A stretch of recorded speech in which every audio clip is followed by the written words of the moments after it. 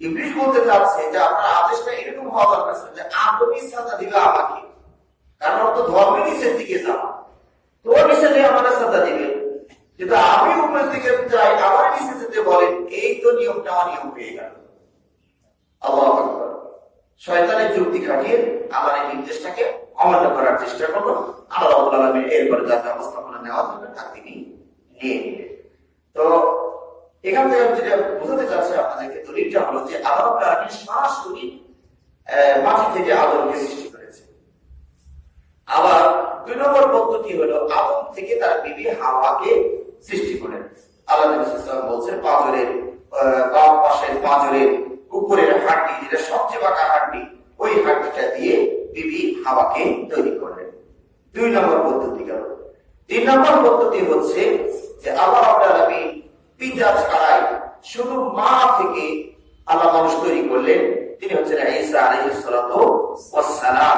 তার বাবা ছিল না, বাবা ছাড়াই তিনি তৈরি করলেন।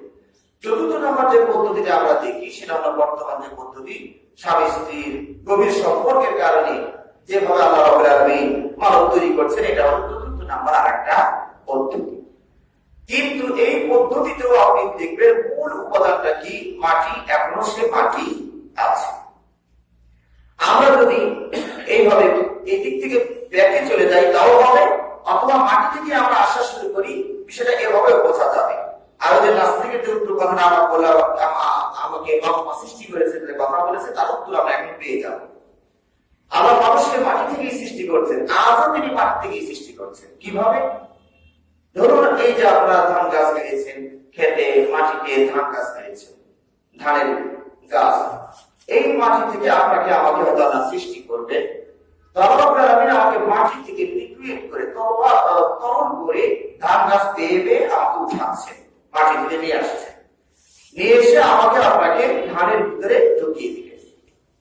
এবার যখন ধান গাছটা পেকে গেল, কৃষক করলেন কি কাস্তে দিয়ে মাটি থেকে আমার সংযোগটাকে বিচ্ছিন্ন করে দিলেন, মাটি থেকে আমার সংযোগ বিচ্ছিন্ন করে দিলেন। এখন আমি মাটি থেকে আলাদা। এরপরে আপনারা কৃষক যখন আবার ধানটাকে গাছ থেকে আলাদা করতে চাইল, তখন আবার ড্রামের উপরে পিটুনি দিয়ে হোক বা বর্তমানে আধুনিক যে যন্ত্র বেরিয়েছে ধরলে ধানটা ছুটে দেয়, গাছটা আলাদা হয়ে যায়। এইভাবে সে আমাকে গাছ থেকেও ছুটিয়ে দিল, কিন্তু আমি আপনি কিন্তু ধানের ভিতরে এখনো আছি। এটা ট্যাবলেট, ক্যাপসুল, মানব তৈরির ক্যাপসুল, এর মধ্যে আমি আপনি আছি। এবার ধানটাকে রোদে দিয়ে কটমট করে শুকালেন কৃষক। যাও একটু ভেজা ভেজা ছিলাম, ওটাকে শুকিয়ে মানে পুরো কটকটা মটকটা আন্তরিক ভাষা যাই এরকম করে ফেলবে। এবার ওই শুকনো ধানটাকে সিদ্ধ করার জন্য আবার পানিতে দিয়ে টকবকে গরম করে একদম জামাটাকে মানে ফাটা অবস্থা করে ফেলবে। কিন্তু আমি আপনি এর মধ্যেই আসি, আল্লাহ রেখেছেন। তো রাখে আল্লাহকে মারেকে, মারলে আল্লাহ তো রাখে। তো আল্লাহ যখন রাখবেন, বানাবেন, আমাদেরকে ধ্বংস করতে পারছে না। কত চড়াই উত্তরে পার হয়ে যাচ্ছি, কিন্তু আপনি ওর মধ্যে এখনো আসি। ধান সিদ্ধ হয়ে গেল, আবার শুকাতে দিয়েছে, আবার শুকিয়ে গেল। শুকানোর পরে আবার ধান ভাঙ্গার মেশিনে দিয়ে যা লাগাও দিয়ে এমন ভাবে পিছনের চাপ দিল যে গায়ে একটা জামা ছিল, জামাটা আলাদা হয়ে গেল। ধানের যে ওটা আমরা কি করে তুষ বা খোসাটা আলাদা হয়ে গেল। আমি এখনো চাউলের ভিতরে আছি। এই চাউলটা আব্বা মা খাবে, তো এটা যে আবার ভাত বানানোর জন্য পানিতে আবার দিয়ে সিদ্ধ করলো। আগের সিদ্ধতে গায়ে একটা জামা ছিল, এখনকার সিদ্ধতে গায়ে কোনো জামা হবে, সরাসরি চাউলেরই উত্তাপ চলছে, গরম দেওয়া হচ্ছে। ভাতটা একদম চাউলটা ভাত হয়ে গেল। এর মধ্যে এখনো আমি আপনি আসি আল্লাহর। এবার আব্বা মা ঝোল দিয়ে, ভাত দিয়ে, গোস মাছ দিয়ে মিশ্রণ ঘটিয়ে তাদের তলে দিয়ে দিলেন। এই তাদের তলে দেওয়ার পর যে মিশরি শুরু করলেন, এতক্ষণ যাও দেহ ছিল তাদের 2 জানার তলে পড়ে অস্তিত্ব একবার বিলীনের পর্যায়ে আচ্ছা মতো পিষে তারা পেটের ভিতরে পাঠিয়ে দিলেন। পেটের ভিতরে যখন আমরা গেলাম, এখন কিন্তু আসি আমরা, যেহেতু আল্লাহ আমাদের বানাবেন, আমরা আসি। পেটের ভিতরে যখন গেলাম, কৃমি আমার আক্রমণ করলো, খেয়ে ফেলবে আমাদের। কিন্তু আল্লাহ সেখান থেকে আমাদেরকে সেভ করলেন, রক্ষা করলেন। এরপরে পেটের ভিতরে যে খাবারটা গেল বাবা মা, সেই খাবারটা কিছু দিয়ে ক্যালসিয়াম তৈরি করে, কিছু দিয়ে রক্ত দরকার রক্ত তৈরি করে, কিছু গোস্ত দরকার গোস্ত দিয়ে, কিছু হাড্ডি দরকার হাড্ডি বানায়। যত আয়োজন এই দেহটার জন্য যা যা দরকার ওই খাদ্য থেকে কিন্তু সব আসছে। আর খাদ্যের অস্তিত্ব কিন্তু মাটি, এটা আপনারা যে কোনো খাদ্যের অস্তিত্ব আপনি মাটিই দেখবেন, সে মাটি থেকে আসছে। এই সবকিছু বানানোর পরে আবার আপনারা যে মানব তৈরির যে মূল মশলাটা, এটাও ওখান থেকে তৈরি করে জায়গা মতো নিয়ে রেখে দিলেন। সুবহানাল্লাহি ওয়া বিহামদিহি সুবহানাল্লাহিল আযীম। বাবার পৃষ্ঠ দেশে নিয়ে জমা রাখলেন একটা কৌটা আছে, এটা বাবার পৃষ্ঠ দেশে একটা জায়গা আছে, ওই জায়গায় এই মানব তৈরির মশলাটা মেডিসিনটা আলো ওখানে রাখলেন। আর মার বক্ষ দেশে রাখলেন, এখানে একটা কৌটা আছে, সেখানে এই মেডিসিনটা জমা হয়ে গেল। এবার স্বামী স্ত্রী বাবা মার বিশেষ আনন্দের মুহূর্তে দুইজনের কাছ থেকে পানিটা দৌড় দিয়ে এসে অনুমতি দরজা খুলে দিলেন আল্লাহ, এসে এক মার জরায়ুতে এসে জমা হলো। নেগেটিভ আর পজিটিভ দুটো এসে এখানে জমা হলো। এরপরে এই 40 দিন এভাবেই থাকবে।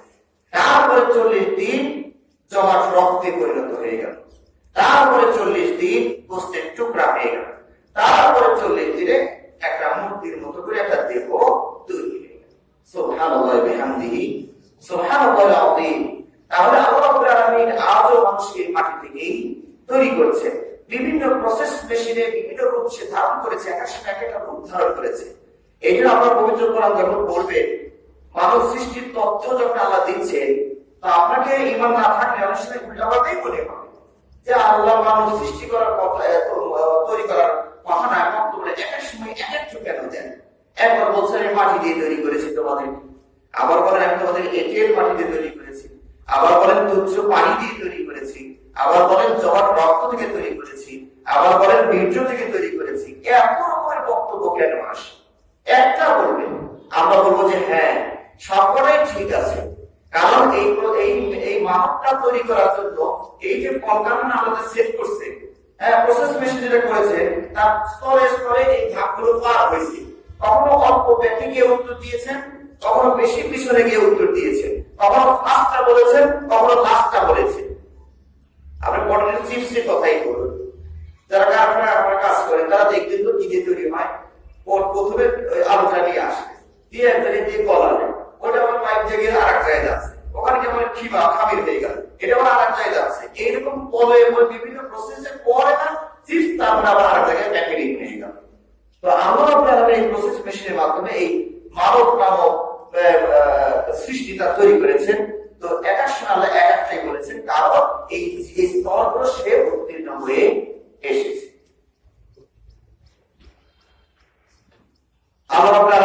ওই আগের উদাহরণটা আমরা আবার টানতে পারি, যেমন জামার কথা আমরা কিছুক্ষণ আগে আপনাদেরকে বললাম। আমি যদি আপনাকে জিজ্ঞেস করেন জামাটা কি দিয়ে তৈরি, উনি বলেন কাপড় দিয়ে তৈরি। আপনার জামাটা কি দিয়ে তৈরি, উনি বলেন সুতা দিয়ে তৈরি। আপনার জামাটা কি দিয়ে তৈরি, উনি বলেন তুলা দিয়ে তৈরি। সমস্যা কি? এই জামার এই সব কটা স্তরই পার হয়ে আসছে। কেউ অল্প পিছনে গিয়ে উত্তর দিল, আমার কাছে কাপড় ছিল, থান কাপড়, ওই দোকানদারের কাছে পেছানো ছিল, ওখানে গিয়ে আমি 2 গজ কাপড় কিনে নিয়ে এসে জামা বানিয়েছি। তাহলে আমার জামাটা কাপড় ছিল, থান কাপড় ছিল। আর আরেকটু পিছনে গিয়ে বলছে না, কাপড়ের আগে তো সুতা ছিল, তাহলে আমারটা সুতা দিয়েই বানানো হয়েছে। আর আরো পিছনে গিয়ে বলছে না, আমারটা তুলা দিয়ে বানানো হয়েছে, কারণ ওই সুতাটা তার আগে তুলাই ছিল। এইভাবে দেখা যায় এক একটা উত্তর দিলেও সবকটা উত্তর তার কি আছে, সঠিক আছে। এইভাবে তিনি মানুষকে সৃষ্টি করেছেন, পরে পরে ধাপে ধাপে আল্লাহ মানুষকে সৃষ্টি করেছেন, এবং সবকিছু স্রষ্টা হলেন কি আল্লাহ। এটার নামই তাওহীদ। তাওহীদ, সবকিছু স্রষ্টা হলেন আল্লাহ। ভালো স্রষ্টা আল্লাহ, মন্দিরও স্রষ্টা আল্লাহ। তাহলে আমাদের প্রশ্নের বিষয় ছিল আমরা কার ইবাদত করব। আমাদের উত্তর হলো আমরা। কিন্তু কেন? প্রথম নম্বর কারণ হলো অসংখ্য কারণ, তার মধ্যে মৌলিক কথা আমরা এই আয়াতে যে কটা বলা হচ্ছে সে কটা আপনাদের সামনে তুলে ধরছি। তার প্রথম কারণ হলো তিনি আমাদেরকে সৃষ্টি করেছেন। 2 নম্বর কারণ আল্লাহ বলছেন, আল্লাযী জাআলা লাকুমুল আরদা ফিরাশান ওয়াস সামাআ বিনাআ যিনি জমিনটাকে বিছানা বিছিয়ে দিয়েছেন। সুবহানাল্লাহি ওয়া বিহামদিহি সুবহানাল্লাহিল আযীম। সূরাতুল কামার ভিতরে আল্লাহ রাব্বুল বলছেন আলাম নাজআলিল আরদা মিহাদা, আমি কি তোমাদের জন্য এই জমিনটাকে বিছানার মতো বিছিয়ে দিলাম না? কে দিল এটা? কে দিয়েছেন এটা? আল্লাহ। এই যে বিছানাটা কি জিনিস? বিছানাটা একদম শক্ত হয় না, একদম নরম হয়, মধ্যম মানের হয়। তা আল্লাহ যদি এই জমিনটাকে পাথরের মতো শক্ত করে দিতে, তাহলে আমাদের চলাফেরা ওঠা বসা কঠিন হয়ে যেত। আবার যদি এত নরম করে দিতেন যে পা দিলে কোন জায়গায় পা দিলে হাঁটু পর্যন্ত দেবে যায়, আর এক জায়গায় পা দিলে কোমর যায়, আর এক জায়গায় পা দিলে গলা যায়, এবং আর একবার তুলতে ভয় পাচ্ছে পুরোটাই যায় কিনা। যদি এরকম বৈশিষ্ট্য দিতেন, তাহলে এই পৃথিবীতে মানুষ বসবাস করতে পারত না। এই জমিনটাতে যদি সর্বত্র উঁচু আর নিচু হয়ে থাকতো, তাহলে মানুষ কোথাও বসবাস করতে পারত না। তো বসবাস উপযোগী করে সম্মান করে তৈরি করে দিলেন। হয়তো বা কোনো কোনো মানুষ রসিকতা করে বলতেও পারে যে আমি আমার জমিনে ঘুমাই না। কোথায় ঘুমান? আমি খাটের উপরে ঘুমাই। তো খাটটা কার উপরে আছে? ও সরি, খাটটা তো আমার জমিনের উপরেই আছে। তো বুঝলাম আপনার টাকা আছে, পয়সা আছে, আপনি খাটের উপরে গিয়ে ঘুমালেন, কিন্তু যে পথ শিশুরাও ঘুমায় কোথায়? ও তো রাস্তার উপরই শোধায়, ওর বিছানা তো মাটি, ওটাই তো আসল রূপ ছিল। ওরে আল্লাহ আমাদের মেধা দিয়েছেন, গাছ কেটে কাঠ কানি বানিয়ে উঁচু করে মাটিতে উপরে গিয়ে শোয়া শুরু করেছেন, কিন্তু আসলে তো আমরা সবাই মাটির উপরেই অবস্থান করছি। তো এই জমিন আল্লাহ রাব্বুল আলামিন সৃষ্টি করেছেন। পৃথিবীর কোন সৃষ্টি দাবি করতে পারছে না এইটার সৃষ্টি আল্লাহ করেছি। সকল বিজ্ঞানী ঐক্যবদ্ধ হয়ে আমি বলেছি কারণ একটা কড়া তারা তৈরি করতে পারবে। যদি তাই পারতো, তাহলে বাংলাদেশের এত জনগণ বঙ্গোপসাগরে গিয়া একটা সব বিজ্ঞানী একটা ফুল দিত, আর 2-4-10 বিঘা মাটি তৈরি হয়ে যেত। মাটিটাই মাটি হোক না, তাই তো হয়, তাও হয়, তাও পারবে না। বিজ্ঞানীরা পারবে উত্তরবঙ্গের মাটি নিয়ে এসে দক্ষিণবঙ্গের খালটা বন্ধ করতে পারবে, এইটুকু, কিন্তু মূল জিনিসটা তারা তৈরি করতে পারবে না। তাহলে সৃষ্টি করলেন আল্লাহ, থাকার জায়গা দিলেন কে? আল্লাহ। এবং আসমানটাকে ছাদের মতো করে দিয়েছেন তিনি। সুবহানাল্লাহি ওয়া বিহামদিহি সুবহানাল্লাহিল আযীম। তবে আমাদের একটু প্রবলেম হয়ে গেল যে ছাদটা আমরা সাধারণত 12 ফিট উপরে দিই, সর্বোচ্চ 8 ফিট, 10 ফিট, 9 ফিট, সর্বোচ্চ বলা হয় বাংলাদেশে 12 ফিট উপরে ছাদ দেওয়া হয়। কিন্তু আল্লাহ প্রাণের ছাদটা এত অস্বাভাবিক তুলে দিয়েছে যে ওটাতে ছাদটা আমরা দিব্যি ভুলে গিয়েছি। এই ছাদ যদি আল্লাহ না দিতেন, এই ছাদের উপরে যে ভয়ঙ্কর সৃষ্টিগুলো আছে, ছুটাছুটি, দৌড়াদৌড়ি আর বিকট যে আওয়াজ, ওই ছুটাছুটি দেখে আমার ওইদিকে চেয়ে থাকতো, এটা কি আমার গায়ে পড়ে নাকি, এটা কি আমার গায়ে পড়ে নাকি, অস্থিরতার মধ্যে সবসময় আমাদের জীবন চলে যেত। এখন উপরে ভাঙচুর যাই হোক, আমার এই ছাদ আমাকে নিরাপত্তা দিয়েছে, উপরেটা উপরে যাই হোক, একটু শিলা বৃষ্টি যাওয়ার পরে তখন আমরা এই ছাদের ফজিলতটা বুঝি। যে আধা কেজি করে পড়ছে, বিল্ডিং না থাকে তো পুরো আমার গায়ের উপরেই পড়তো, তখন ছাদের ফজিলত আমরা বুঝলাম। যে পরিমাণ রোদ, ছাদ না থাকলে অবস্থা একদম শরীরে একবার ঘামিয়ে দিত, গলিয়ে দিত। যার ছাদ দিচ্ছেন আমরা উপকারে আছে। উপরে যে সৃষ্টি, ভয়ঙ্কর সৃষ্টিগুলো আছে, এদের জায়গাটা কি, এদের দৌড়াদৌড়ি, ওগুলো সব আমাদের চোখে করে দিত, তাহলে মানুষ ওগুলো নিয়ে ব্যস্ত থাকতো, এই জমিনে সুস্থ বসবাস করতে পারত না। কিন্তু আল্লাহ রাব্বুল আলামিন এই ছাদটাকে এত করে দিলেন কেন? আপনার কল্যাণের জন্যই দিয়েছে। এটা আল্লাহর কোনো সুযোগ সুবিধা না, আপনার সুযোগ সুবিধার জন্য আল্লাহ রাব্বুল আলামিন ছাদটাকে উপরে দিয়েছে। কিভাবে? পৃথিবীতে যে পরিমাণ তাপ উৎপাদন হয়, ঢাকা শহরে ধরুন কোটি কোটি চুলা ধরে, গ্যাসের চুলা কোটি কোটি ধরে, এরপরে কল কারখানা থেকে তো ধোঁয়া আসে, এসি থেকে গরম আসে, গাড়ি ঘোড়া থেকে গরম আসে। যে পরিমাণ গরম তৈরি হলো, আপনি হিসাব করে দেখবেন যে ঢাকা শহরে একটা বিল্ডিং যদি 10 তলা হয়, 10 তলার ভিতরে চুলা আছে কয়টা? প্রতি তলায় 2টো করে ইউনিট, প্রতি ইউনিটে 2টো করে চুলা, সর্বমিলে যোগ করলে 40টার মতো চুলা হয় এই 10 তলা বিল্ডিং এর ভিতরে।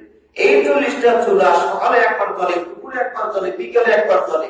কোনো কোনো অলস মাইয়া হলে সারাদিনই জ্বালায়, কাঠি ফুলে লাভ নাই, সরকারি গ্যাস করে দাম আনে, সারাদিন রাত জ্বলায়। কারণ এই যে এতগুলো চুলা জ্বলবে, যে তাপটা তৈরি হলো, অপর্যাপ্ত চলে যে তাপটা তৈরি হলো, এখন আপনাদের আমাদের প্ল্যান অনুযায়ী ইঞ্জিনিয়ারিং প্ল্যান অনুযায়ী আল্লাহ আসমানে যদি এই 10 ফিট উপরে দিতে যে পরিমাণ গরম উৎপাদন হলো, এটা ফাঁকা জায়গাও নাই, উপরে যেতেও পারতো না, সব এখানে আমাদের সাথে বসবাস শুরু করতো, তখন এই দুনিয়াতে জাহান্নামের আগুন দিয়ে দিত। এখন উপরে ফাঁকা জায়গাটা আছে, গরম তৈরি হলো, উপরে চলে গেল, আমরা নিরাপদ হইলাম, যাও গরম উপরে, গরমের ধর্ম বৈশিষ্ট্য আল্লাহ দিয়েছেন উপরের দিকে যাও, ফাঁকা জায়গা উপরে যাও, উপরেই যাও, ওরা উপরে আমাদের এখান থেকে ছেড়ে উপরে চলে গেল। গরম আমাদের কাজের জন্য তৈরি হয়েছিল, যেটুকু আমাদের দরকার, আমার ভাতটা নরম করা দরকার, চুলা জ্বলতেছিল, গরম হচ্ছিল, গরমটা আমাদের জন্যই হচ্ছিল। এবার আমাদের কাজ শেষ হয়ে গেছে, অতিরিক্ত গরমটুকু সে বিদেশে উপরে চলে গেল, ফাঁকা জায়গায় উপরে চলে গেল। সাত নিচে তাহলে কি অবস্থা রাখতে পারবো দেখি? যে পরিমাণ নর্দমা, বসা, গন্ধ পৃথিবীতে তৈরি হয়, এই সাপটা যারা নিচে দিতে, আর এই পরিমাণ মশা দশার গন্ধ দিয়ে ভরে দিত, তখন না হাতটা, বাম হাতটা নাকের উপর দিয়ে রাখতে হতো, মানে এটাকে আমি আপনাদের চিন্তা তারা লাগছে, সেটা এখান থেকে হাত সরানোর হয়েছিল, ওটা সরাই করতো। তার উপরে আমি এই যে উপরে ছাদ দিয়েছি, গন্ধটা উপরে চলে গিয়েছে। আমি মাঝে মাঝে মাহফিল হলে একটু আলোচনাটা বোঝানোর জন্য আর সহজ করে বুঝাই, কলকাতায় অনেক সময় সহজ তোলা যায় না, একটু ব্রেক ধরে ধরে বলতে হয়। হ্যাঁ, মাহফিলে আর একটু ছাড় দিয়ে বলা যায়। তো মনে করুন আমাদের দেশে সন্ধ্যাবেলায় যদি শ্বশুরে আজকেওয়ালা মাছ নিয়ে আসে, বউ করা হয়তো একটু বিরক্ত হয় যে শ্বশুরের এটা কাম হলো, রাত্রিবেলায় মাছ নিয়ে আসলো বা সন্ধ্যাবেলায় মাছ নিয়ে আসলো, ময়লাটা কি করবো?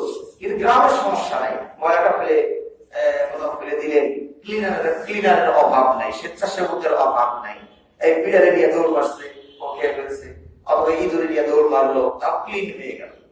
কিন্তু ঢাকা শহরে যদি একটা ফ্ল্যাটে আপনি থাকেন, সন্ধ্যার সময় যদি আষ্টবেলা বাস নিয়ে আসে, তাহলে এই গোবার ব্যথা আছে, এই আষ্টবেলা ফেলবে কোথায়? জায়গা নেই ফেলা। ওই আগামীকাল সকালবেলা বাসিওয়ালা আসবে, ময়লা ফেলার জন্য লোক আসবে, বাসি বাজাবে, তখন ময়লা দিয়ে আসতে হবে, নাহলে প্রথম ঘরের ভিতরেই রাখতে হবে। তো দেখা যায় এই আষ্টে কটা যদি সন্ধ্যাবেলা বাসটা কুটে আষ্টটা ঘরে এক কোণে রেখে দেন, সকাল হতে না হতে এবার সবকটা মানুষের আঙ্গুলে হাত করছে, গন্ধ গন্ধ থাকা যাচ্ছে না, তাড়াতাড়ি ময়লা কখন আসবে, তাড়াতাড়ি ময়লাটা সরাই ফেলা হবে। একটা দুটো মশলা আসতে জন্য পুরো মাঠের মানুষের যদি না করার অবস্থা হয়, তো কত মানে আবর্জনা, মলমূত্র, বায়ু সহ, বর্ষার বায়ু সহ কত কিছু দুনিয়াতে আছে, এইগুলোর যে গন্ধ তৈরি হইতো, এই গন্ধ যদি উপরে থাকা জায়গা না পেতো, তাহলে কি অবস্থাটা হতো আমাদের গন্ধ দেখি। সুতরাং আল্লাহ রাব্বুল আলামিন আমাদের প্রতি দয়া করে, ভাইরা, যুবক ভাইরা, সবাই চিন্তা ভাবনা করুন, যারা আপনার আমিন আমাদেরকে আসমানটা উপরে দিয়ে আমাদেরই কল্যাণ করেছেন, আমাদেরই সুবিধার জন্য উপরে দিয়েছেন, আলহামদুলিল্লাহ আলহামদুলিল্লাহ। তাহলে সৃষ্টি করলেন আল্লাহ, বসবাসের জন্য জায়গা দিলেন আল্লাহ, ছাদও দিলেন আল্লাহ, আবার আসমান থেকে পানি বর্ষণ করছেন কে? আল্লাহ। আমি এটা পানির নাম দিয়েছি হোমিও ডোজ, এটা হোমিও ডোজ, এটা খাদ্য। আল্লাহ আল্লাহ খাদ্য আকাশ থেকে পাঠায়। আল্লাহ কোরআনে বলছে ওয়া আনজালনা মিনাস সামাই আল্লাহ আসমান থেকে মেডিসিন পাঠাচ্ছে। অবশ্যই অনুবাদে একটু চেঞ্জ না করে মানুষের ধাক্কা লাগে কম। আল্লাহ উপর থেকে মেডিসিন পাঠালেন, হোমিও ডোজ। হোমিও ডোজ যখন ভাগ করলে 2 ফোঁটা 3 ফোঁটা করে মারে, ফোঁটা ভাগ করলে 2-3 ফোঁটা 4-5 ফোঁটা দেয়। তো আল্লাহ আমি এই হোমিও ডোজের মতো করে ফোঁটা ফোঁটা করে সঞ্জীবনী পাঠিয়ে দিলেন দুনিয়ার বুকে। এটা মেডিসিন। এটা যখন জমিনে পড়লো, আল্লাহ কোরআন বলছে ওয়া আহইনা বিহি মানে এই মেডিসিনটা জমিনে পড়া মাত্র মরা জমি তখন জিন্দা হয়ে গেল। সুবহানাল্লাহ। মেডিসিন আসছে আকাশ থেকে, খাদ্য আসছে লিকুইড হয়ে, তরল করে খাদ্যটা উপর থেকে ছাড়বেন, এরপরে জমিতে ধারণ করে জমির বিশেষ পদ্ধতিতে আমার জন্য আপেল বের করে, আমার জন্য কমলা বের করে, আমার জন্য মরিচ বের করে, আমার জন্য আলু বের করে, আসলে খাদ্যটা আকাশ থেকেই পাঠায়। জমিন এটাকে পরিচর্যা করে এই রূপে এক একটা রূপ আমাদেরকে দিয়ে খাওয়ায়। তাহলে উপর থেকে পানি বর্ষণ করলে কে?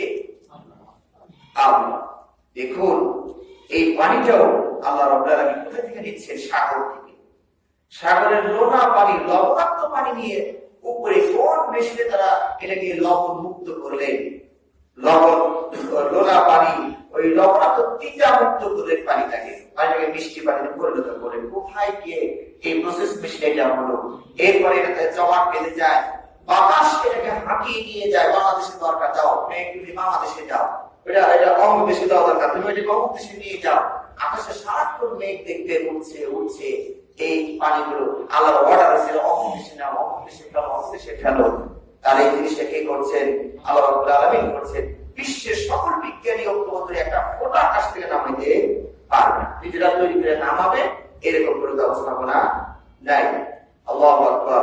আল্লাহ রাব্বুল আলামিন এটা ফোঁটা ফোঁটা করে আমাদের উপর ফেলাচ্ছেন। ইচ্ছা করলে তো আধা কেজি করে ফেলাইতে পারতেন।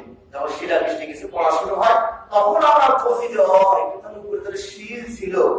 এই শিলা বৃষ্টিটা শিলটাকে আল্লাহ রাব্বুল তরল করে বাতাসের ধাক্কা দিয়ে চূর্ণ বিচূর্ণ করে ফোঁটা ফোঁটা করে লিকুইড করে আস্তে করে ছাড়ে, যাতে করে বান্দার কষ্ট না হয়। আল্লাহু আকবার।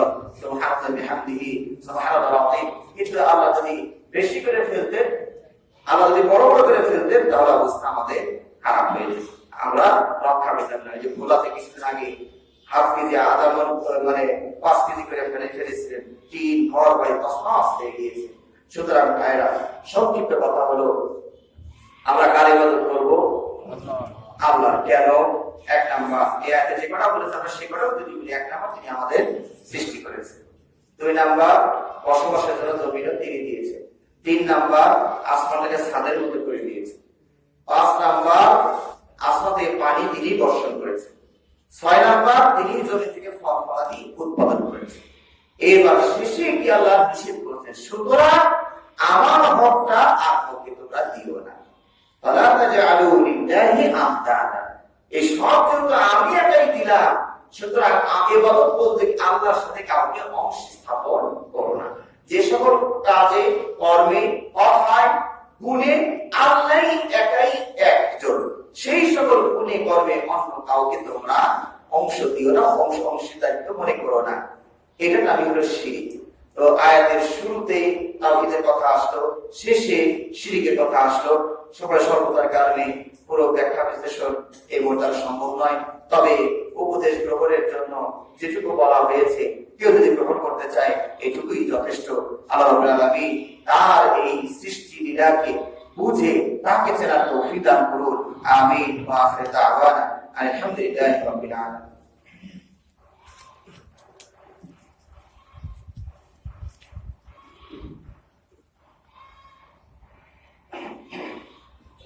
إن الحمد لله وحده والصلاة والسلام على من لا نبي بعده وعلى آله وأصحابه ومن تبعهم بإحسان إلى يوم الدين. أما بعد، فإن خير الحديث كتاب الله، وخير الهدي هدي محمد صلى الله عليه وسلم، وشر الأمور محدثاتها، وكل محدثة بدعة، وكل بدعة ضلالة، وكل ضلالة في النار. عباد الله رحمكم الله، إن الله يأمركم بأمر بدأ بنفسه فقال في محكم تنزيله: إن الله وملائكته يصلون على النبي يا أيها الذين آمنوا صلوا عليه وسلموا تسليما. اللهم صل على محمد وعلى آل محمد كما صليت على إبراهيم وعلى آل إبراهيم إنك حميد مجيد. اللهم بارك على محمد وعلى آل محمد كما باركت على إبراهيم وعلى آل إبراهيم إنك حميد مجيد. اللهم أعز الإسلام والمسلمين، اللهم أعز الإسلام والمسلمين، واخذل الكفرة والفجرة واليهود والمشركين. اللهم دمر ديارهم وشتت شملهم ومزق جمعهم. اللهم انصرنا فإنك خير الناصرين، اللهم انصرنا فإنك خير الناصرين. أذهب البأس رب الناس واشف أنت الشافي لا شفاء إلا شفاءك شفاء لا يغادر سقما. আল্লাহ রাব্বুল আলামিন আমাদের দেশ সহ সারা দেশে সারা বিশ্বে আপনি শান্তি ফিরিয়ে দিন, সারা বিশ্বের মানুষকে সুখে শান্তিতে রাখুন। আল্লাহ রাব্বুল আলামিন আমাদেরকে ঈমানে বলিয়ান হওয়ার তৌফিক দান করুন। আমাদের মাঝে অনেকে অসুস্থ আছেন, আল্লাহ তাদেরকে সুস্থতা দান করুন। অর্থনৈতিকভাবে অনেকে ক্ষতিগ্রস্ত আছেন, আল্লাহ রাব্বুল আলামিন তাদের এই ক্ষতি পুষিয়ে ওঠার তৌফিক দান করুন। আল্লাহ রাব্বুল আলামিন হালাল উপার্জন করার তৌফিক তৌফিক দান করুন। যেভাবে ইবাদত করলে আপনি খুশি হয়ে জান্নাত দিবেন, জাহান্নাম থেকে বাঁচাবেন, সেইভাবে ইবাদত বন্দী করার তৌফিক আল্লাহ আমাদেরকে দান করুন। ইসলামকে জানার আগ্রহ সৃষ্টি করে দিন, কোরআনের প্রতি ভালোবাসা মহব্বত সৃষ্টি করে দিন। আল্লাহ রাব্বুল আলামিন আমাদের জীবনের সমস্ত গুনাহ খাতাগুলো মাফ করে দিন। অন্ধকার কবরে যে সকল মুসলিম নরনারী শুয়ে আছেন, আল্লাহ তাদের কবর আযাবকে মাফ করে দিন, তাদের গুনাহ খাতাগুলো মাফ করে কবরটাকে জান্নাতের টুকরায় পরিণত করুন। সুবহান রাব্বিকা রাব্বিল ইজ্জাতি আম্মা ইয়াসিফুন ওয়া সালামুন আলাল মুরসালিন আলহামদুলিল্লাহি রাব্বিল আলামিন। কুমু ইলাস সালাহ।